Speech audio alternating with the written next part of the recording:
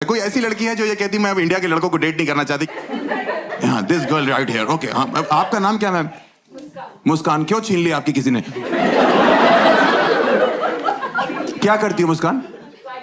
Sorry, flight attendant. Okay, कौन सी airline में हो बहन?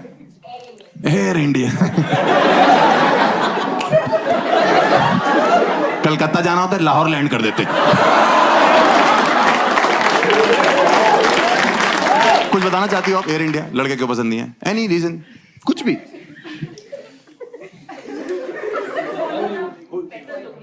Sorry, foreigners are better looking. आपने कभी फ्रंट कैमरा खोला है?